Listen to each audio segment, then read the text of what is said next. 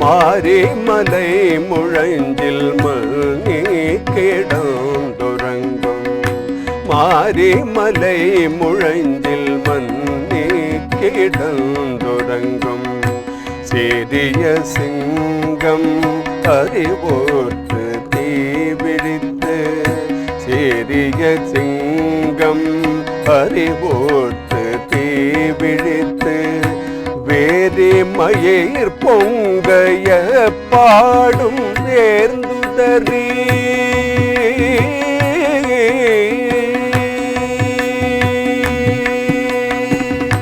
Vary மயிர் பொங்கைய பாடும் வேர்ந்துதறி,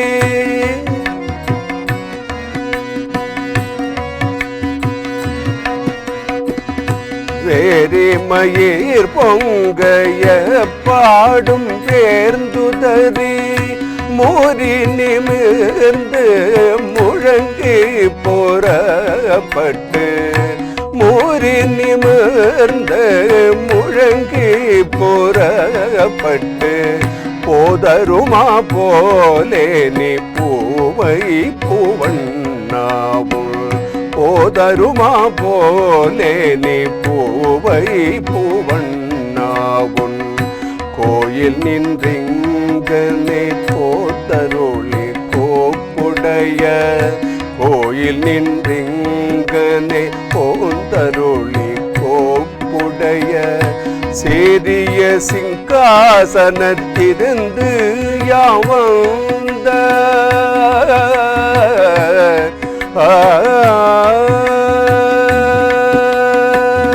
சிறிய சிங்காசனத்திருந்து யமந்த,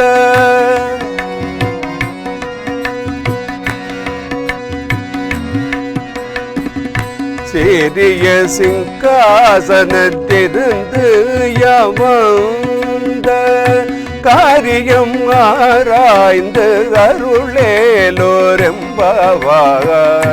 காரியம் ஆராய்ந்து அருளேலோரெம்பாவாய், காரியம் ஆராய்ந்து அருளேலோரெம்பாவாய்.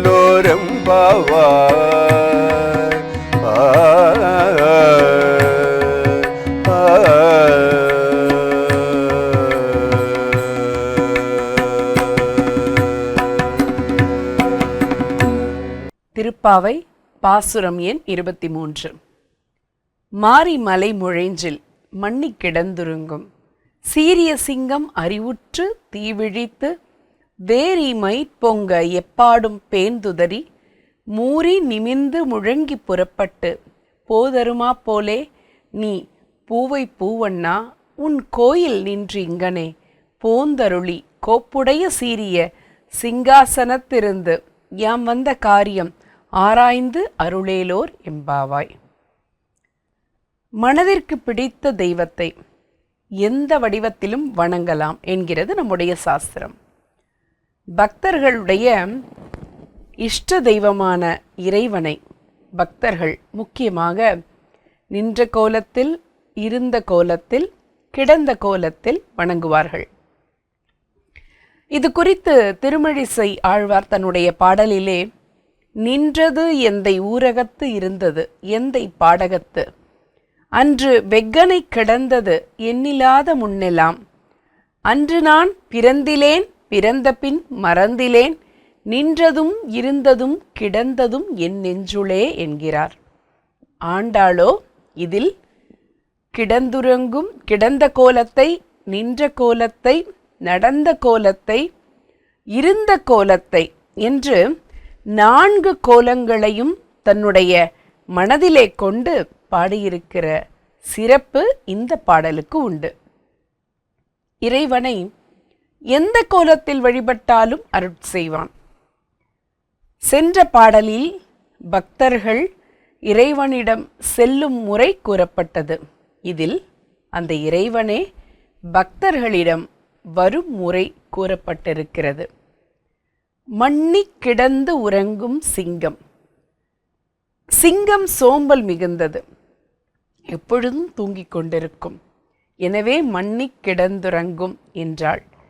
மண்ணி என்பதற்கு நெருங்கி, பக்கத்தில் என்ற பொருளும் உண்டு. மழைக்காலமானதால் ஆண் சிங்கம் பெண் சிங்கத்தோடு நெருங்கி படுத்து தூங்குகிறது என்று கூறுகிறாள். இப்படியும் பார்க்கலாம். ஏனென்றால் இச்சிங்கம் கண்ணனுக்கு உவமை. கண்ணன் இப்போது நப்பின்னையோடு படுத்திருக்கிறான். எனவே இது பொருந்துகிறது. சீரிய சிங்கம் சிறப்பு பொருந்திய சிங்கம். சிங்கத்திற்கு 2 சிறப்புகள் உண்டு. ஒன்று, அது பிறந்தவுடனேயே காட்டுக்கு ராஜாவாகி விடுகிறது. குறிப்பிட்ட வயதிற்கு பிறகு யாரும் ராஜா என்று சிங்கத்திற்கு முடிசூட்டுவதில்லை.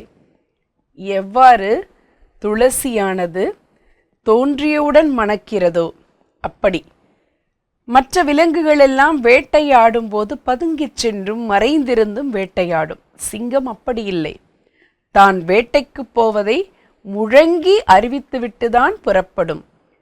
எம் அம்பு கடிவிடுதும் நும் அரண் சேர்மின் என்கிறது புறநானூறு. அறப்போர் செய்யும் முறையை இந்த பாடல் கூறுகிறது. அதனால்தான் பகவானை குறிக்கும் முகமாக சீரிய சிங்கம் என்றாள். கோபப்பார்வை சென்ற பாசுரத்தில் செங்கன் சிறு சிறிதே எம்மேல் விழியாவோ என்று பகவானின் அருட்பார்வையை கூறியவள் இந்த பாடலில் கோபப்பார்வையை கூறுகிறாள். கோபம் இருந்தால்தான் பகை அழிக்க முடியும். ரௌத்ரம் பழகு என்றார் பாரதியார். சிங்கமும் வேட்டைக்கு புறப்படுகிறது. அதனால் தீ விழித்து என்று கோபப்பார்வையை கூறுகிறாள். ஆயர்குலத்து பெண்கள் இப்போது நந்தகோபனின் வீட்டிற்குள் சென்று இறைவனின் பள்ளிக்கட்டில் அருகே சூழ்ந்து அமர்ந்திருக்கிறார்கள். படுக்கையில் படுத்துக்கொண்டே வந்த காரியத்தை இறைவன் விசாரிக்கலாம். அது இந்த பெண்களுக்கு வேண்டாமாம். படுத்துக்கொண்டே விசாரித்தால் அது பள்ளியறை வார்த்தையாகிவிடும். நடந்து கொண்டே விசாரித்தால் அது வழிநடை வார்த்தையாகிவிடும்.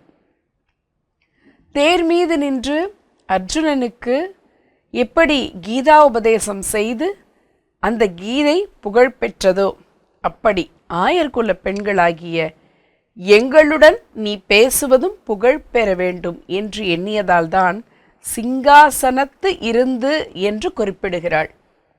எங்களுக்கு எது நல்லது எது கெட்டது என்று தெரியாது. நாங்கள் சொல்வதை கேட்டு நன்கு ஆராய்ந்து பிறகு எங்களுக்கு எது நன்மை தருமோ அதை அருள வேண்டும் என்று அந்த ஆயர் சிறுமியர்கள் வேண்டுகிறார்களாம். இது மட்டுமல்ல, அடுத்த பாடலில் உள்ள இன்று என்பதை சேர்த்து இன்று யாம் வந்த காரியம் என்றும் கூறுவதுண்டு. அதனால்தான் ஆராய்ந்து அருள் என்று விளக்கம் அளித்திருக்கிறாள்.